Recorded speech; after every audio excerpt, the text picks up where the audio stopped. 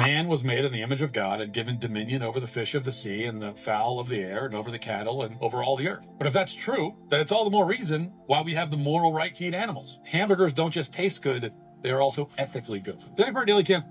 Ethically good. Hey, troops. You just saw a clip from this guy here, Mr. Matt Walsh. He is I guess they would call him a right-wing commentator. I don't kind of like saying right-wing. It just sounds mean to say right-wing, left-wing. I would say conservative commentator. I like that better. I think it's nicer. This video here was making the rounds a while ago with all the vegans, and I didn't pay much attention to it. Because I know a lot of vegans are left-wing. There I go. Let's just say liberal, where he's conservative. And I didn't think they'd give him a fair shot, so I just kind of ignored it, just like I don't think a lot of atheists always give me a fair shot. I mean, if you're one of my guys watching my channel, one of the troops, I hope you would agree with me that I give atheism a fair shot. I don't pick on you guys, or I'm just trying to give you information about what us Christians believe so that you can present veganism to us. And I don't think I treat you unjustly. I hope I don't. If I do, please let me know. Should I edit that out? I should edit that out. I can do that. I have that power. Nah, whatever. So I didn't think Matt would be the atheist, or excuse me, Mom, I went segued again. I don't think the liberal commentators would be giving a conservative commentator a fair shot. So I just kind of like, that's fine. That's their channel. That's their thing. Let them do it. But it's not mine. So I figured, why even go there? But somebody said, did you see how it started? And that's the clip I just played. The Jesus thing. And I'm like, well, I guess I should say something about it, because he went into the whole, religious thing right at the beginning, which I never saw. And I'm like, okay, I can comment on that because, hey, that's what I do. I'm going to get a sip of green tea, which is in my coffee mug, which is probably misleading. Everybody's going to say, oh, how dare he say anything, this vegan guy. Don't believe him. He's misleading. He's drinking tea out of a coffee mug. All right. So, what is this? First off, Matt Walsh. He is doing a video that says, nobody likes vegans. Why is that? All right. I watched it. This is going to irritate me through this whole video. It's probably going to irritate you all more if I keep coughing. Where was I? Okay. I watched the video, and first off, this is... how do I say? This is classic Matt Walsh, ridicule as argument, theological shortcuts, all dressed up as certainty. Like he knows it for sure and you should believe it because he's got a TV show and he's got lots of followers and he says it. And people will believe it for that reason. But this whole video that we're about to review, it's not a serious philosophical critique of veganism. It's just flat out culture war entertainment. They've got the audiences divided. They know if they say what they say, the way they say it to their audience, it'll keep their audience in their pocket, which keeps the views, which keeps the money going, and on and on. I'm sure you all know that. But this is definitely not serious. Don't take it serious. I mean, while you listen to it, I'm thinking this. Matt's a smart guy. Mr. Walsh, you're a smart guy. I don't know why your humor on this one was so based on so many lies, just flat out lies. But I got the impression he just kind of went on to ChatGPT and said, ChatGPT, I want to pick on veganism, but I don't want to put in the time and effort, so give me some obnoxious things to say and make it funny. And he's just reading the script. Because I've seen stuff he did before, and usually he's better. I think he's better, usually, but...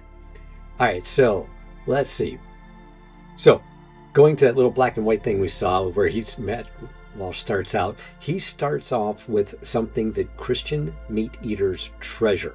Genesis 1:26 through 28, where God says that he gave man dominion. What Mr. Walsh is leaving out, that verse 20, 26, 27, 28 are definitely there. No argument about what he said, that it gives man dominion. But he didn't read verse 29.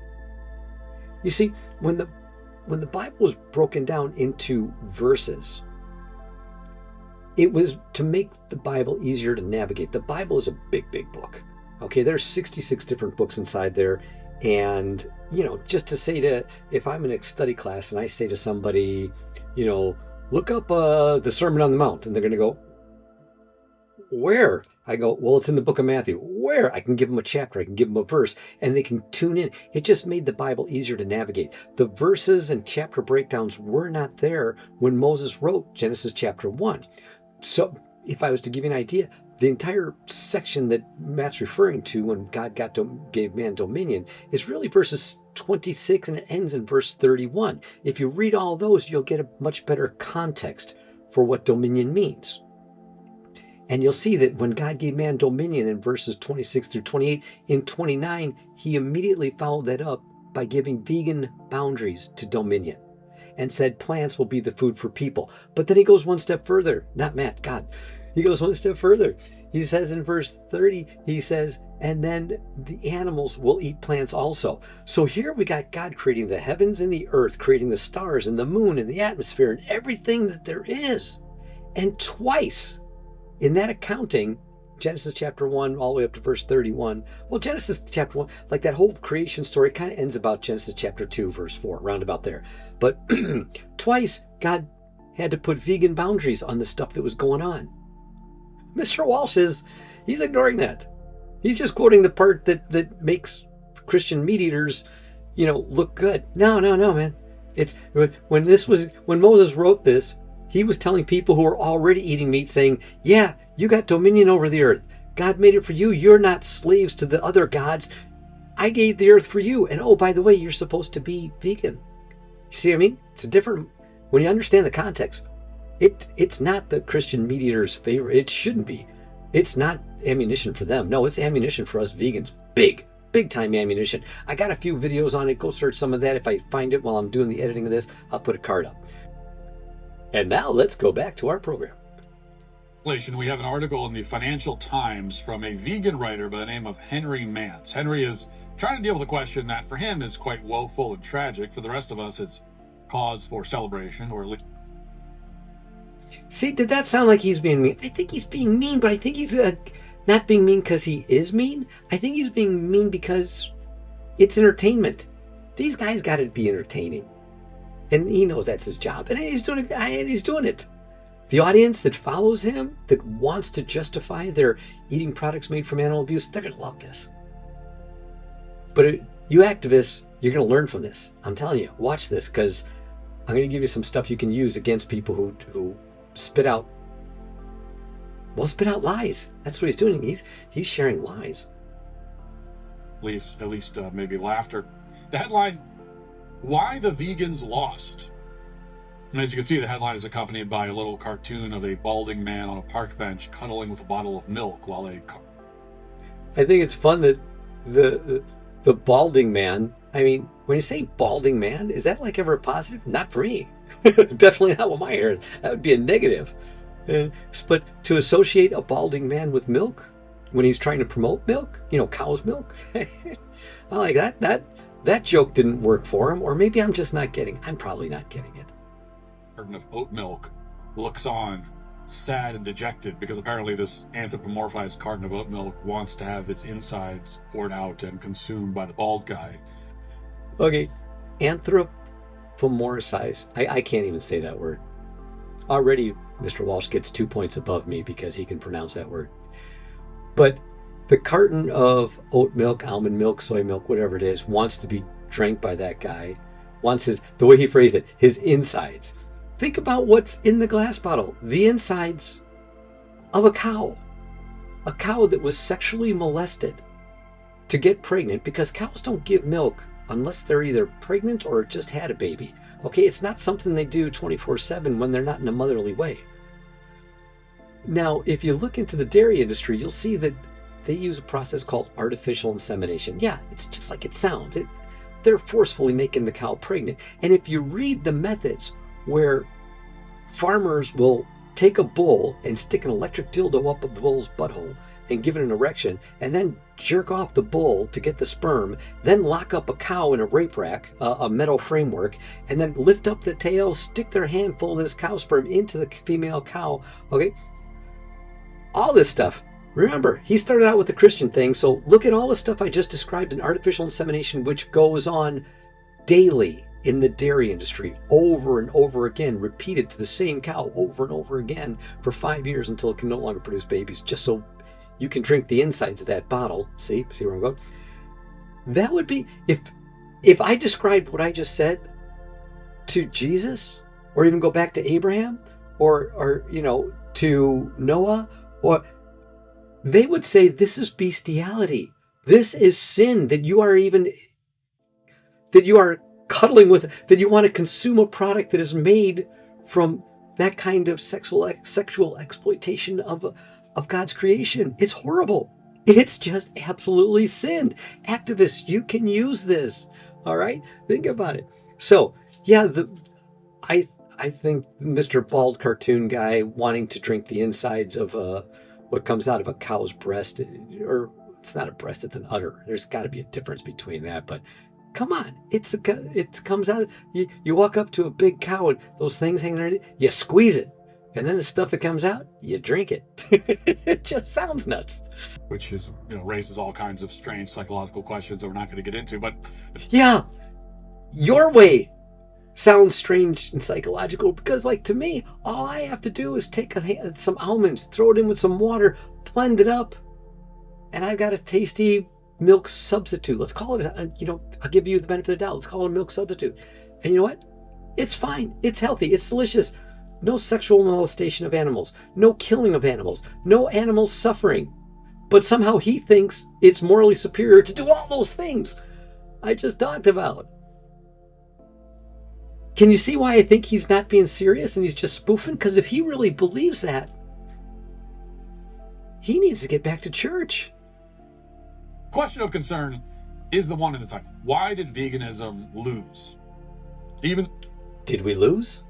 I think we've lost some momentum, but we didn't lose. I mean, our numbers are still growing. So I don't know where he gets that. Vegans are now willing to admit that they lost the battle. Veganism failed. Nobody wants to be vegan. Nobody likes vegans. Okay. Well, did we lose a battle? Maybe. Maybe we were going up, and I think we were, and now we're taking a little bit of a dive, but we're not losing the war. The war is not over. I could liken this to back in the days of slavery. A lot of people who were against slavery, they were the minority like vegans are today. And they lost quite a few battles. But eventually they won. And eventually we will win because we have God on our side. God saying that animal abuse is a sin. So Matt, you started out this by, quoting the Bible. I can look on all these sources, and I looked into it to make sure that I'm not misquoting or misrepresenting you. And apparently you're a devout Catholic, you're a Christian, you've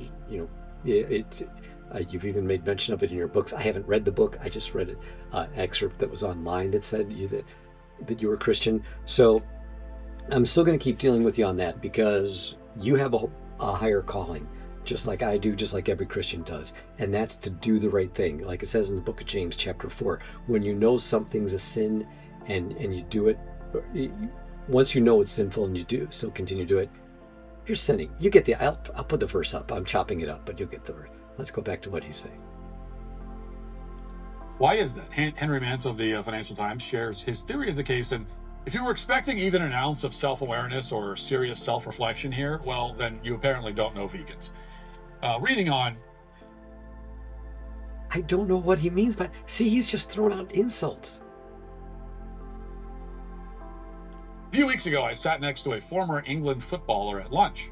She had suffered a serious ankle injury in her early 30s. After researching how to recover, she decided to turn vegan. Medical staff were skeptical until her statistics proved better than ever. Today, her only regret is not changing diet sooner. Such stories have become rarer. Veganism was once the biggest food trend. Now the zeitgeist is elsewhere. Google search. See, right there, when he said it's the biggest food trend, I think that, again, is the mistake that Mr. Walsh is making, and a lot of Christians you talk to are going to make, that veganism is just about food. And you're going to see over and over in this that he just keeps talking about food. And it makes me sad, because veganism is much more. It's an ethical lifestyle. It's an essential part of our Christian faith to show compassion and mercy when we can. If you can't, that's a whole nother thing. You know, we always say, we vegans are always getting the question, what if you're on a desert island and there's nothing to eat? If it's a matter of survival, I would kill the pig. If it's a matter of survival, if a bear was attacking you, I would kill the bear. But that's not what we're dealing with. What we are dealing with is I have a choice. Mr. Walsh has a choice. You guys watching me, if you're not vegan, you have a choice. You have a choice to get food that comes from animal abuse, from sexual molestation, that contributes to the destruction of our planet, or you can get food that doesn't. I don't care how good it tastes. It isn't about the food, it's about your ethics. You're supposed to choose the compassionate thing. Back to the story. I'm sorry, I'm going. Searches for the word vegan rose steadily after 2010, peaked in early 2020, and have dropped since. Sales of Beyond Meat and Impossible Foods, which make arguably the best vegan burgers, are falling too. 11 Madison Park, the high-end New York restaurant, which went plant-based after COVID-19, is reintroducing meat to its menu. One high-profile vegan crypto. It's not because veganism is failing. It's because the commerce, the money that you can make off it, and you're not making money off of it because a lot of people who eat meat are more concerned about their own personal pleasures than the suffering of animals. So it isn't because Beyond Burgers are bad. It isn't because this whatever restaurant he was just talking about in the article. It's because people want what they want.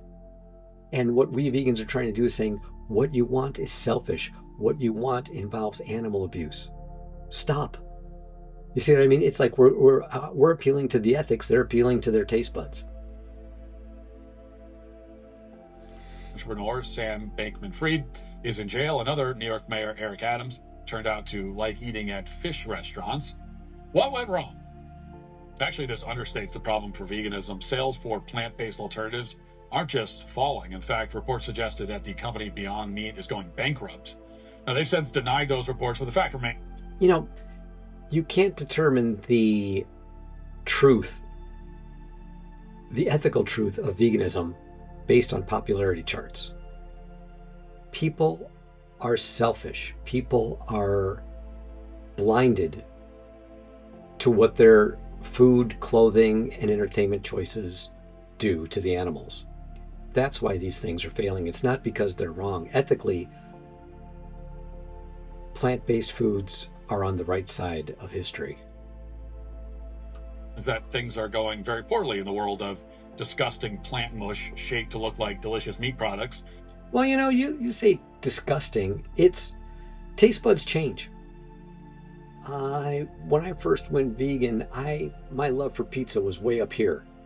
Deep dish Chicago pizza. I'm a Chicago guy. That's what it is.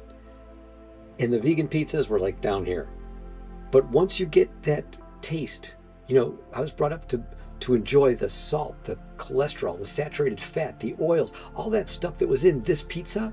All of a sudden, once I quit eating it, I lost the taste for it.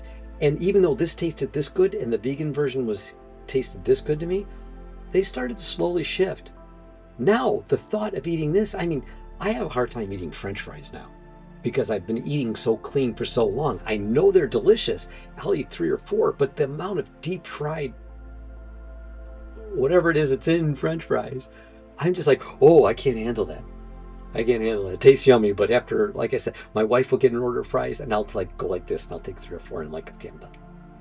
But that's what can happen. So if you're watching this and you're worried about losing stuff you taste, give yourself time to get acclimated. It's kind of like if I was a kid, here I am, a Jewish white boy. If I was brought up in a Chinese home, I probably would have thought Chinese food was great and I wouldn't have even known what, you know,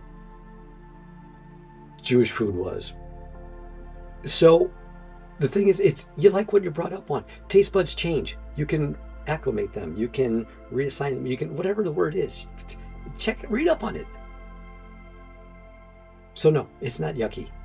He's just saying that because it's going to get a chuckle out of his audience. Remember what I said earlier? He's not doing this for reals. He might not even think this. He's just spitting it out because it's content. Let me say it like that. I think he's just trying to do content. Why are they going poorly, though? The question was just posed, what went wrong? Well, the writer spends precisely one sentence on the fact that vegan food products perform poorly in blind taste tests. Then he moves on from that and starts complaining about fickle food trends and the fact that, quote, governments never intervened to help.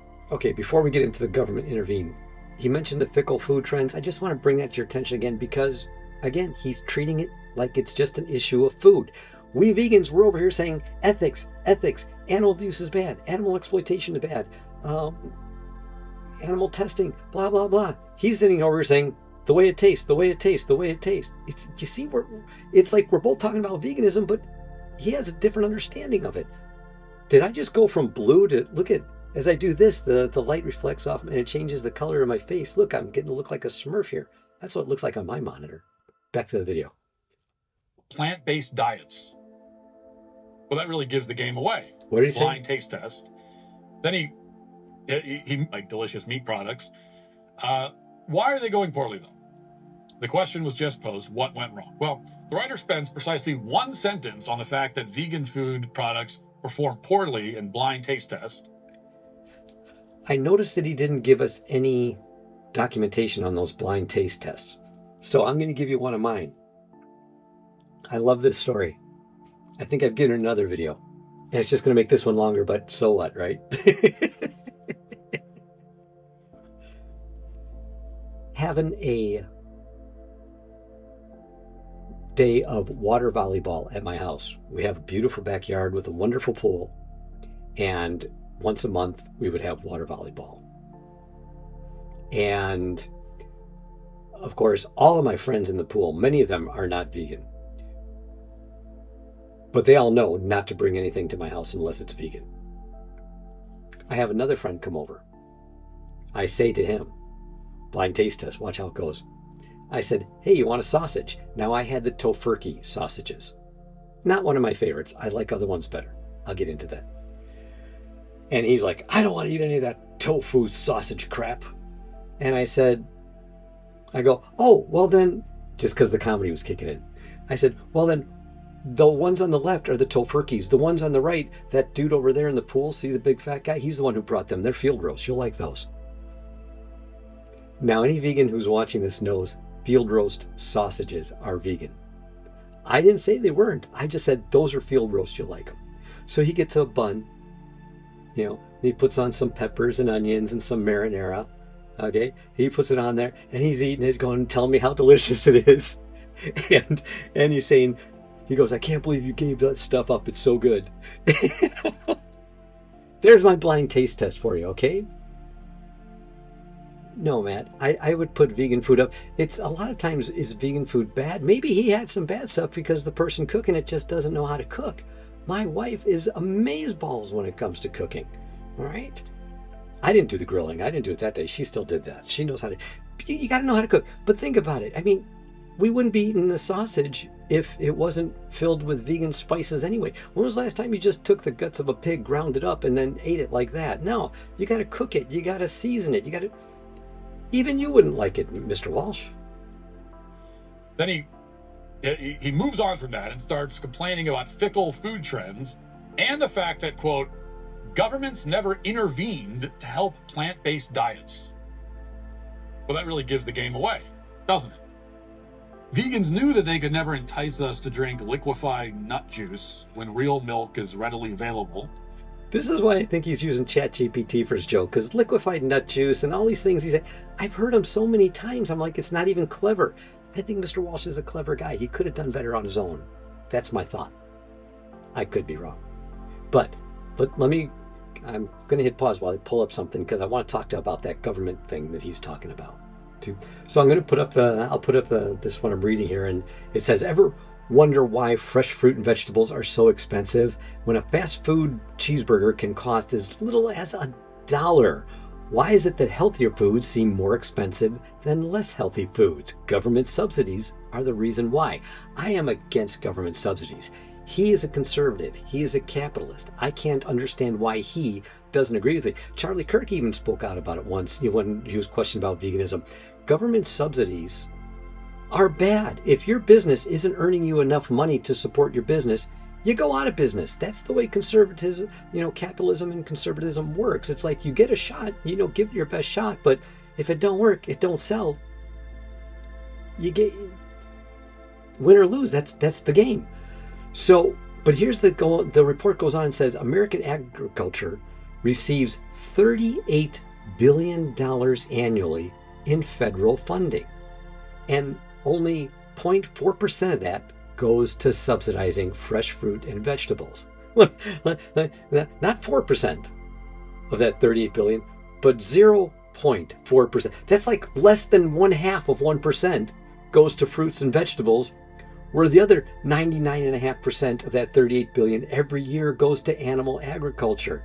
It goes for their advertising. It goes for their production. You could not have burgers. I forget which website it is. Maybe I can find it and put a picture in here when I do the editing. But I read one said that the McDonald's quarter pounder would probably cost $25 to $30 if it wasn't for subsidies. That sounds extreme. So that's why I say I'm going to look it up. But either way, you get the point. Without all the subsidies that we were getting from our tax dollars, meat would not be affordable. So when he makes the claim he's making now, it's really not fair. If the government was to give money to the fresh fruits and vegetables and broccoli and worked on the advertising of that, it would become more palatable, more tasty, more interesting to people, especially when you talk about the health aspect. Because, geez, I don't know any vegans dying of heart disease. I'm sure it happens, but not in comparison to meat eaters. They knew that we would never be tempted to eat pink plant slime instead of... Have you ever seen pink slime that they use in meat? He's talking about pink plant slime. I don't know what he's referring to. He's trying to make jokes, but it's just not real. I'm heartbroken. Not heartbroken. Maybe I'm angry. Yeah, I think maybe I'm a little bit angry that he's just spreading such lies because his audience is so huge. They're going to believe these lies. But you look up pink slime and see the pink slime they use in meat industry compared to whatever he's fabricating here. You're going to get grossed out. Actual ground beef. So they hope that governments would intervene and just jam their vegan sludge down our throats at gunpoint. Okay, we're not trying to force anybody into anything by gunpoint. We want you to choose. As a Christian, I want you to choose to do the compassionate thing. You'll notice I'm not saying you have to because I want you to. I'm saying that it's a moral. It's an ethic. Animal abuse is sin. Bestiality is a sin. We need to avoid products made from that. And that's what I'm appealing to. I'm not shoving a gun down anybody's throat. I don't know any vegan organization that's doing such. We're standing out there holding up signs and trying to say, hey, look at the evil involved in your choices. You can change. We did. But yeah, I can. If he's quoting that article that he just read, that it would be, that we're complaining that the government didn't subsidize, it would be nice. At least it would give plants a fair shot. But when you've got, half-naked girls eating cheeseburgers on the tops of cars and, we can't even afford, and our tax dollars are paying for that kind of advertising, and we can't even afford to, have a hot chick eating a piece of broccoli. It's maybe I should insert a picture of my wife eating something.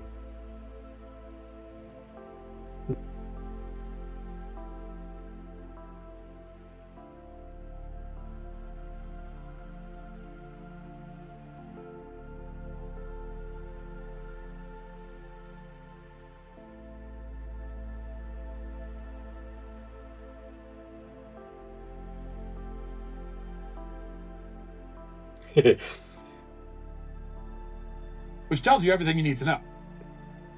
And the thing is, even if that had happened, it still wouldn't have worked. Most of us would rather die than eat a tofu chicken breast. Consuming a vegan meal is a fate worse than death for most of us. So even if the governments of the world had as the vegan... Come on. You can see the hyperbole here. He's over-exaggerating for emphasis. No, he wouldn't rather die.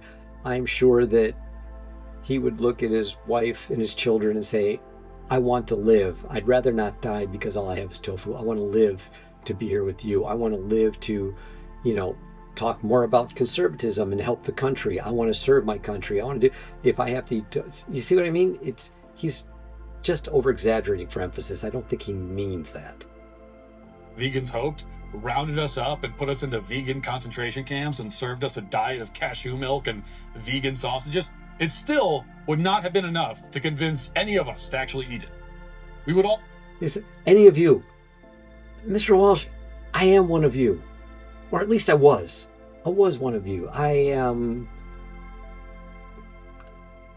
definitely somebody who grew up for over 40 years. Wait a minute, he's how old? 39? So longer than he's been alive, I was eating animal products. Okay. I got convinced to change when I saw the horrors involved in my food choices. I realized God would want me to stop, and I did.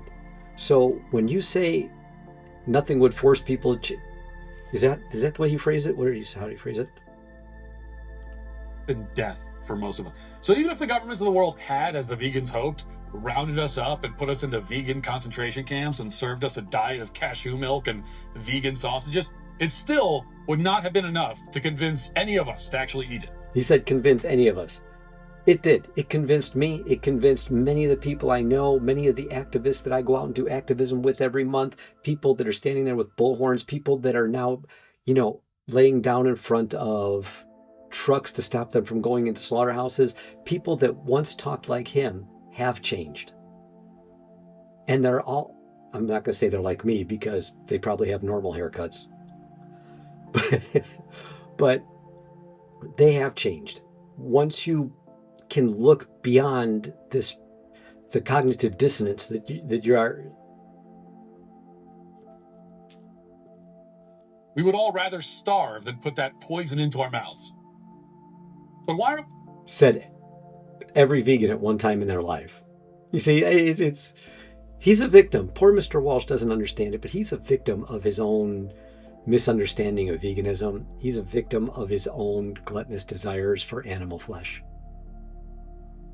He's so opposed to vegan food. Well, Henry Mintz of the Financial Times finally settles on the real answer. Quote, even with all the above, the retreat of veganism wouldn't have been possible without another ingredient, the decline in idealism. Not long ago, liberals in particular were prepared to make sacrifices in the hope of a better society. Faced with overwhelming bleakness, COVID, Ukraine, high energy costs, Donald Trump's re-election, Gaza, they've lost faith. They understandably wonder if small changes matter. They want to escape to the things that bring instant joy, meat, cheese, long-haul holidays. Things that bring instant joy. Did you hear that? See, we vegans, we don't deny that meat tastes good. I doubt any of us, well, very few of vegans gave up meat because they don't like the way it tastes. They gave up meat because it's wrong to participate in animal abuse. I can say that over and over in this video because he keeps making the same claims, stating the same lies over and over. So I have to keep saying, this is real repetitious. Maybe I shouldn't have done the commentary on this. Veganism wasn't meant to be like other food fads. It was intended to benefit not... It's not a food fad. It's an ethical lifestyle choice. Just the individual, but society as a whole. Eating less meat would reduce greenhouse gas emissions and animal suffering. The evidence is clear, but right now we can't be bothered. But concerns about climate and animal welfare are the bedrock of veganism, the reasons that will keep people feeling good about eating less meat and that can get governments involved. In Germany, where support for climate action remains strong, sales of plant-based food have kept growing. Elsewhere, vegans will regain the momentum if the public regains a sense of possibility. September being National Preparedness Month got me thinking. This is where he breaks into a commercial. So I'm going to kind of just speed through that. He goes from a serious topic, he lays down his lies, and then he just goes to a commercial because, there it is. Oh, look at all the stuff we can do with preparedness. Yep. I think it's exclusive all over. PatriotSupply.com/Walsh. So that's it. We're not idealistic enough. And we're depressed about Ukraine. Huh? We all look at that, at the, the fake vegan hamburger, and we say, I would eat it, but I'm just so depressed about Ukraine. If not for the fate of Ukraine, I'd have this vegan. That's true. When I go to a restaurant, I say that all the time. We're looking at the menu. And I always say to the waitress, you got this impossible meat burger here, this vegan. I would eat it. I would eat it, but this thing with Ukraine, it's so depressing. I need the comfort of real beef to make me feel better about Ukraine. He's stepping into like some unrelated global suffering thing to justify a food preference that I don't get it. I mean, I see that he's attempting at humor, but humor isn't proof that what he's saying is right. It's just humor that he's trying to diss vegans, and I hope it gets better after this. Maybe I should just skip through this. Maybe in the edit, no, should I leave it? I was going to skip through it and see where there's more religious stuff, because that's what I do, but maybe I'll just leave it. What the heck? You guys can always speed through it yourself too. And then also we've lost our sense of possibility. And in a way that's true. We do not believe that it's possible for a vegan alternative to ever taste like anything but steaming hot garbage. Which is okay, because taste, flavor really has nothing to do with moral rightness. Veganism is about moral rightness. Christians reject things that taste good because they have to willfully pursue things that ethically are good, even if it doesn't taste good. If a Beyond Burger is only a 5 and a McDonald's burger is a 7, I don't mind losing 2 points of pleasure to save animal abuse. And isn't that what a Christian should do? A little self-sacrifice? Why is that such a bad thing? I thought Mr. Walsh would understand that, Really, I guess what I'm saying is what feels good, what tastes good, isn't always what's right. And with every new vegan alternative on the market, our lack of faith is further justified. Because in reality, there are 2 key reasons why the vegans lost. Oh, it's got nothing to do with anything that was in the order. And the first and biggest reason is simply this. Your food tastes like crap. Your food doesn't even taste like food. I've already talked about that with my little anecdote about the vegan sausage at the water volleyball pool party. He just keeps saying it tastes like crap, yet I know very few people other than that one guy who's just so hard-headed he just won't eat anything that even says vegan. I mean, if I told him an apple was vegan, he wouldn't eat apples anymore. There are people like that. And what's really scary is they have the right to vote. But vegan food doesn't taste like crap. You got to find some you like. Just like some people will go to McDonald's and say, I like McDonald's. Other people are like, no, I like the Whopper at Burger King, much better. It's a preference. You'll find something you like. And the great thing about vegan food is there are millions and millions of variations you can make. All right? I mean, it's unlimited. It's unlimited. You can't say all vegan food tastes bad. If you do, I mean, he's got to know he's not telling the truth, but I got to wonder, are his viewers grasping that this is just, this is just political comedy. This is just, this is just entertainment. It tastes like you're eating random household objects. At this point, I'm going to wonder if he's running around tasting random household objects so that he can make the comparison. And cheese is like eating a candle. Tofu is like you ordered something fragile on Amazon and then ate the styrofoam packaging that it came in. That sounds like a ChatGPT joke, that styrofoam joke, doesn't it? Vegan bacon is like if you then ate the cardboard box. Vegan beef tastes like soggy rubber that someone heated up in a microwave. Vegan chicken tastes like a piece of yoga mat folded up with sawdust inside. All those rancid, examples. nauseating, offensive. Vegan food offensive? It's upsetting on an emotional level. The last time I tried a vegan product, upsetting on an emotional level. Oh my gosh, I got to hear him say that again. Rubber that someone heated up in a microwave. Vegan chicken tastes like a piece of yoga mat folded up with sawdust inside. It's rancid, nauseating, offensive.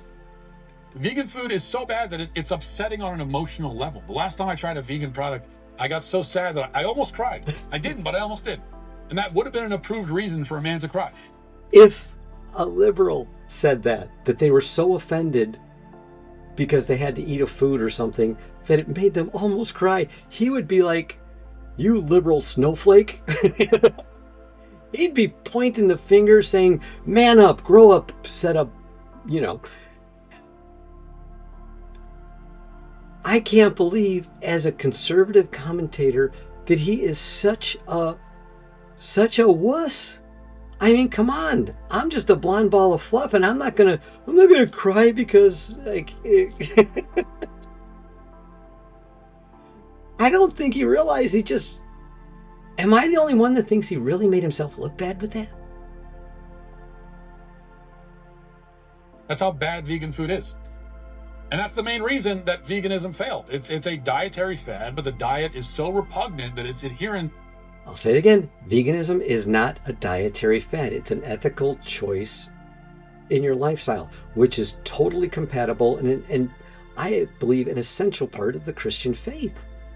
Right? Not killing something when you don't have to. Not hurting something when you don't have to. These are all essentials of the Christian faith. Where does he... I'm not going to say it again. Nope, stop. Back to the video. Need the government to intervene on their behalf. Okay? That's the problem. We don't need the government to intervene in force. We would like it if the government at least gave us the fair shake that it gives the animal agriculture. $39 billion to animal agriculture and and less than 0.5% going to fruits and vegetables. I mean, come on, people are in the hospitals because of all the saturated fat and cholesterol that's found in animal products. Who's in the hospital because they ate too many carrots? The government should be subsidizing the healthy food, not the junk food. Actually, I don't think they should be subsidizing anything at all unless you're a war veteran who can't work, or you're maybe single mom. I mean, there's programs to help. That's not what I mean, but I'm talking in general. The other problem is philosophical. Oh, good. And the philosophical problem is that veganism is morally incoherent. What does that mean, morally incoherent? What is morally incoherent? I think it's pretty clear. Animal abuse is evil, sinful. We should avoid it. I don't think that's incoherent at all. I won't even get into the fact that if you think meat is murder, it makes no sense to sell food that's supposed to look and taste like murder. Okay, if you think meat is murder, well, let's go with that one. If you're an animal rights activist, we can get into this. I did a video on it. I'll try to put a card in up here or something if I can find it when I'm doing the editing. If not, just search through my videos. But is killing an animal murder? There's a lot to it, but I'll try and make it quick. In Leviticus, there are laws that were given to Israel on how to sacrifice animals. Yes, that means killing animals. But here's the interesting part, is when you read all of it, you realize when God gave those rules to Israel, Israel was doing animal sacrifices already. I repeat, they were already doing animal sacrifices. They were doing animal sacrifices any location, whenever they wanted, with any kind of animal, as often as they wanted. Okay? But God came in and gave rules and said, no, you can't do it this way. You got to do it this way. And then if you do it this way, it has to be done by a priest. And it has to be done at a priest on an altar. And the knife has to be used, has to be perfect knife, so sharp it doesn't cause any unnecessary pain. In other words, all those rules about how to kill an animal were saving animals. It was regulating. Do you get what I mean? Because Israel was so wrapped up in sacrifice, they weren't going to give it up. God was weaning them off of it. I mean, by the time we get to the latter prophets, God's like saying, like in Micah and Jeremiah and Isaiah, he's like, I didn't want sacrifice at all. You guys did. Okay? God is weaning them off. And you can see by that. Now, So if you did it like this, that's how you sacrifice an animal. But, and activists, here's the important part, if you didn't do all these restrictions, in Leviticus it says you are guilty of murder. So, can you kill an animal? Yes, but also that can be the difference between killing and murdering.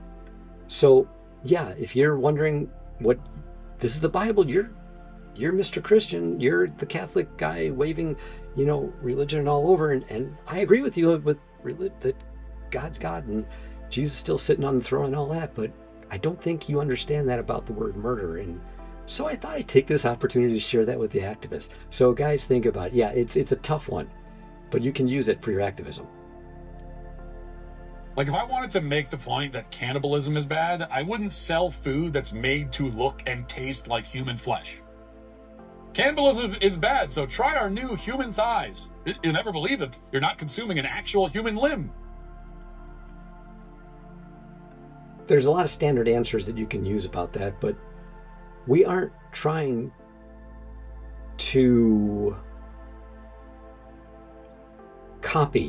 When I went vegan, there were no Beyond Burgers. There was no, I think tofurkey sausages were just coming around. I'm not exactly sure. But what we're doing is we're just taking what is currently in use. I mean, a disc-shaped food patty, whether it's a black bean burger or a ground beef cow burger, it's a burger, it's a shape, it's this. We're not trying to imitate that to say, yeah, sure, let's pretend to eat animals. We're saying, let's still satisfy that desire that humans have, but do it without suffering. Why is that such a hard thing? And even if we did make it look like that, I mean, why do you guys make your food not look like animals? Think about how many times have you seen people where they go to luau's and you see the stuffed pig with the apple and people are like all grossed out? But if you just took the section of flesh, meat, I'll call it, out of the pig and you serve the person, they go, oh, yum. But when they see it like that, it's because they make the connection. Meat eaters started it by disguising it as patties, disguising it in sausage shape, links, or whatever you want to call them. We're just following that same trend. It seems like a bizarre sales pitch.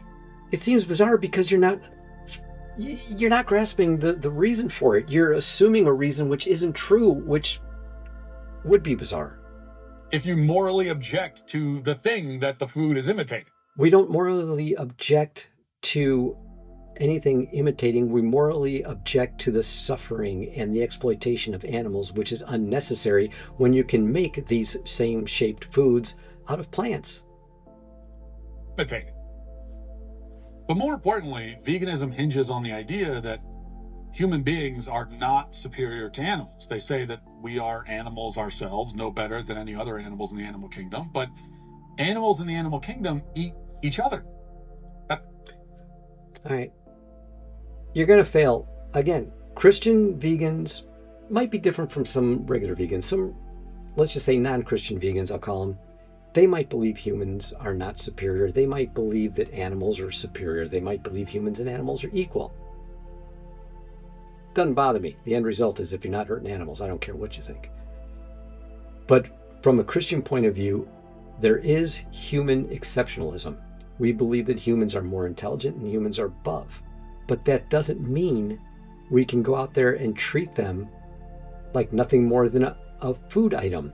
I mean, the thing is, I don't think when God gave birds the ability to think and live, he gave them with all the intelligence they need to live the life God wanted the bird to live.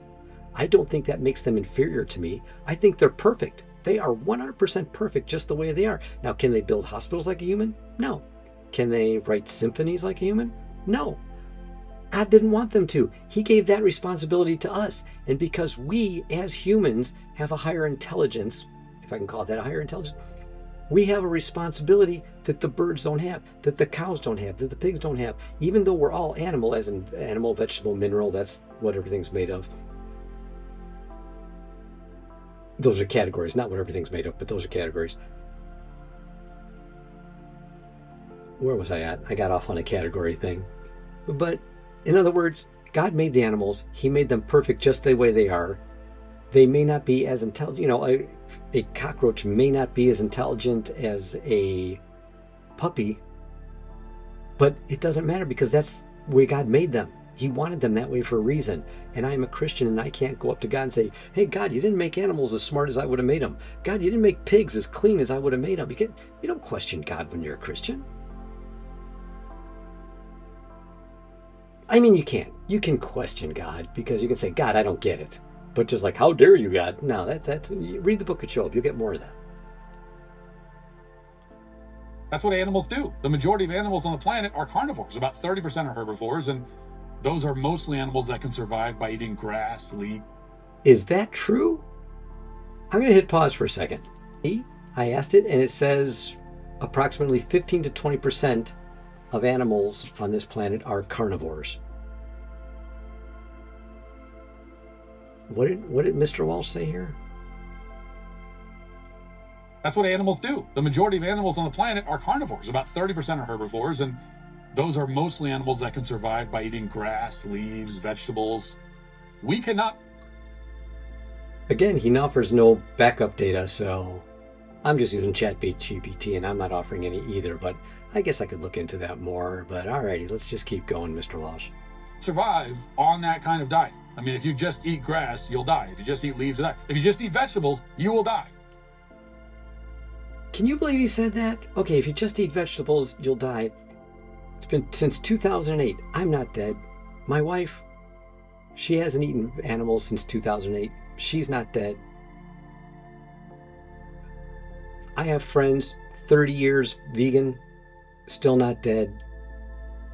It's just so easy to go through, go to veganbodybuilding.com. You'll see healthy, strong people who are living long, healthy lives that he just said you can't live on doing, dead. If they were eating leaves and grass like he said, then maybe, but we're not. We're eating delicious food. We're eating so many. So they say us vegans with all our protesting are not getting anywhere. Well, I'm at a mainstream new bar, and look at this vegan meal I can get. This is like the most awesomest looking, delicious.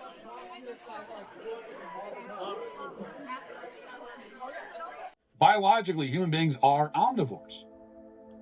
Okay, even if humans can digest meat, that doesn't answer whether or not we should when alternatives exist.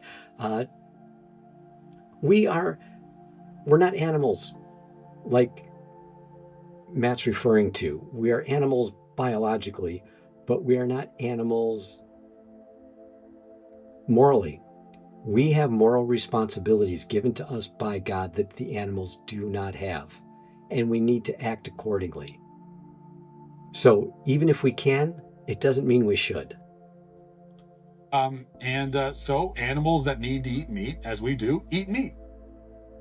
Like in the animal kingdom, if an animal needs to eat meat, they'll just eat meat. They have no... You don't need to eat meat, Matt. It's not air. It's not water. You can live without it. I'm living without it, and I'm healthy, although you'd probably look at me and tell me I'm not, but all my blood work and the doctors will tell you differently. But again, that would be truth, and I guess that really doesn't matter. Punching about it. They don't debate the ethics. They kill and they eat. Okay, they kill and they eat because that's animal instinct.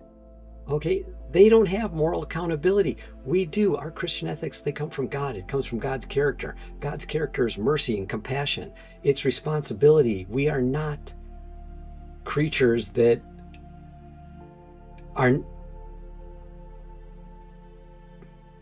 able to, or I don't want to say able. We're not creatures that God wants to just give in to our selfish desires. Are eating their meal before it's all the way dead. This is the way of life. It's how nature works. And if we are but animals ourselves, shouldn't we be a part of this natural process? Isn't that the most organic thing we can do? Is to just be a part of the cycle of life? If we're not superior to animals, how can we be held to a higher moral standard? It makes no sense. veganism claims that we're superior and not superior at the very same time. We shouldn't eat animals because we are animals just like any other animals, but also we shouldn't eat animals because we are not animals just like any other animal, which is... We shouldn't eat animals because we shouldn't be inflicting unnecessary harm simply because we can. I'm getting sniffy. Well, vegans ultimately answer the question the same way that the rest of us do. I mean, that's really what they believe. Even if they don't want to say it out loud, they believe that human beings are superior. That's the only way to justify holding us to some kind of elevated and highly unnatural moral code. They expect us to act in a way that is... Unnatural moral code. It's the code that God gave us. If Satan was here and Jesus was here and they said, hey, Matt, there's an animal. I want you to... I got a note here for you, and you read the note. And the note says, I want you to stab the animal in the throat. Who do you think would have given you that note, Jesus or the devil? Distinct from every other species on the planet, because they believe that we are distinct from every other species on the planet. Ultimately, as is so often the case, they wanted a big circle, and they ended back at a basic biblical truth.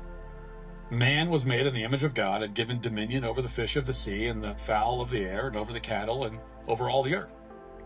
But if that's true, then it's all the more reason why we have the moral right to eat animals.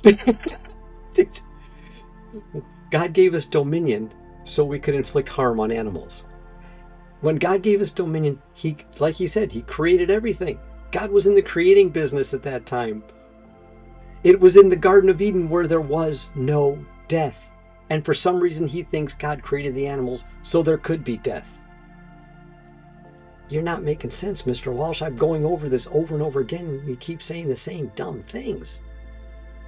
Hamburgers don't just taste good, they are also ethically good. It's not ethical when you have a choice. And in today's technology, when you have a choice of food that comes from violence or mercy and compassion, what should you as a Christian choose, Mr. Walsh? And maybe that's why vegan food tastes so horrible. What does that got to do with the way it tastes? Taste is a personal preference. You know, some people like apples, some people like oranges, some people don't like it. Why are you connecting those? They want it to taste like beef or chicken, but instead it just tastes like moral confusion. Oh, or maybe we just like the way meat tasted and we gave it up because we are ethically good people and we don't want to give in to our base desires like you're choosing to do. Especially when we can get something that tastes equally as good without the abuse, without the suffering, without the death. And ultimately, that is why vegans are, by their own admission now, today, canceled. If you'd like to see what else I have to say, you can access... Would I like to see what else you have to say? Is that what you said? Let me rewind it. Taste good, they are also ethically good. And maybe that's why vegan food tastes so horrible. They want it to taste like beef or chicken, but instead it just tastes like moral confusion. And ultimately, that is why vegans are, by their own admission now, today, canceled. If you'd like to see what else I have to say, you can access my full show by going to Daily Wire. No, I don't want to see what else you have to say, which is really sad because I've enjoyed the things he said in the past. I want to say respect. I found he was and many things I heard him say in the past I thought were very insightful. But now that I hear him talking and spreading lies, he's said so many lies. You're going to die if you eat vegetables. I'm thinking it's over-exaggeration just for the sake of entertainment. But really, to say stuff like that to his followers, his minions, they really believe that. I know, because when I'm out there doing vegan outreach, I hear people think you're going to die if you... I'm like... I remember one guy telling me, oh, by the time you hit 50, you're going to be dead if you keep this up. I go, dude, I'm 64. Okay, they really, in their brain, hear guys like Mr. Walsh talk, and they really think that you'll die from lack of protein or something if you live on vegetables. But what I'm saying is, no, I don't know if I want to hear you anymore, and I'm going to think twice before I even listen to any of your information, because if you're so willing to spread misinformation, if you're so willing to spread lies, how do I know the information that you and I were in agreement on is really based in fact anywhere? I don't. You've just proven yourself to no longer be a credible source to me. And I enjoyed you. So this is just one more reason not to pay much attention to you. Or maybe I should just let it slide. Because, you've got your meat goggles on. You're blinded by the truth. Your gluttonous desires are so strong that you just can't see the truth, even though it's there. So maybe this is where I'm called to forgive. So to wrap this up, as a commentator and as a Christian, I think Mr. Walsh genuinely wants what's best for this country. On many issues in the past, I've agreed with him, but watching this segment that we have here, I'm very disappointed at how often ridicule and inaccurate claims replace honest engagement on subjects like he brought up. His commentaries, they relied on exaggerations, false portrayals of veganism rather than the truth, and it weakened my trust in him. It's not just on this topic, but it's going to stretch through to other topics that are of real importance.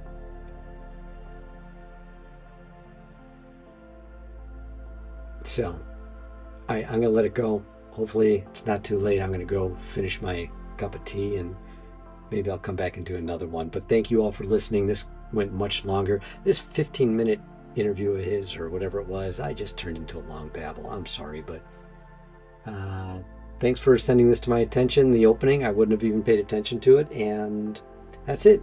My prayer for you all is peace, love, and all things groovy. See you on the next one.